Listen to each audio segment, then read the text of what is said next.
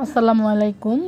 এবার কোরবানির ঈদে ছোট ভাই বোন এবং বোনের বাচ্চারা আবদার করেছিল আমার হাতের বিরিয়ানি খাওয়ার জন্য। যেহেতু আমরা এক একজন এক এক দেশে থাকি, মানে ঢাকা চট্টগ্রাম এরকম খুব একটা দেখা সাক্ষাৎ হয় না, তো ছোট ভাই বোন এবং বোনজির আবদার রক্ষা করার জন্য যা কিছু ছিল হাতের কাছে ওগুলো দিয়ে বিরিয়ানি রান্না করাটা ট্রাই করেছি। তো এখানে আমি গরুর মাংস, আদা রসুন, মরিচের গুঁড়া, লবণ, তেল এবং একটা রাঁধুনি যে বিরিয়ানির মশলাটা আছে সেখান থেকে পুরো এক প্যাকেট দিয়ে দিলাম, আর দিয়ে দিচ্ছি কিছু তেজপাতা দিয়ে সব কিছু। টক দই দিব। টক দইটা আসলে ঈদের সময় সবার বাসায় থাকে, বিশেষ করে আমাদের নোয়াখালীর ঐতিহ্য এই টক দইটা। তো এটা হাতের কাছে অ্যাভেলেবেল ছিল, তো দিয়ে দিলাম টক দই।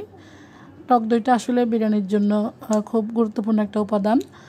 টক দই দিলে কিন্তু বিরিয়ানির টেস্টটা কিন্তু অনেকাংশে বেড়ে যায়। এখন সব কিছু দিয়ে আমি ভালো করে হাতে মেখে তারপর চুলায় বসিয়ে দিলাম। যেহেতু কোরবানির মাংস সেদ্ধ হতে কিন্তু বেশি সময় হয় না, তো আরও লাকড়ির চুলা তো হয়ে গেল, প্রায় সিদ্ধ হয়ে গেছে। আমি এর মধ্যে দিয়ে দিলাম কয়েকটা আলু কেটে দিয়েছি।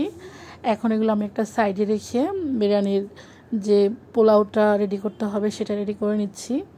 তো আমি এখানে তেলের মধ্যে চালটা ভেজে নিচ্ছি।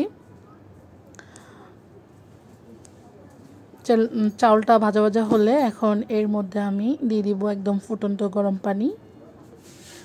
গরম পানি অবশ্যই দেওয়ার সময় একটা জিনিস খেয়াল করতে হবে, পানি আপনারা দেওয়ার পর চাউলের উপর থেকে হাতের 3 কর হলে ওই পোলাও বা বিরিয়ানি একদম পারফেক্ট হয়।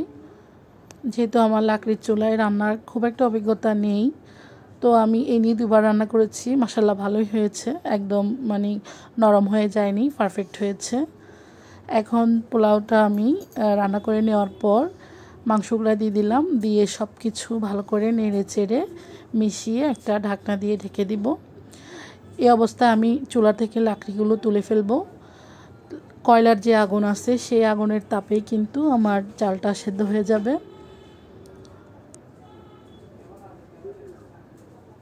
সবগুলো ভালোভাবে মেশাতে হবে যাতে করে নিচে সাদা চালটা থেকে না যায়।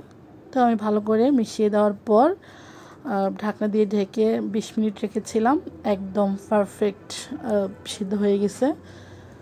এই তো ফাইনাল লুক।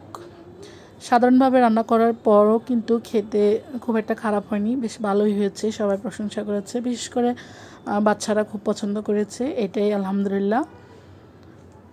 এই তো বিরিয়ানির ফাইনাল লুক। হাতের কাছে যা ছিল তাই দিয়ে রান্না করেছি, সো অনেক মজা হয়েছে।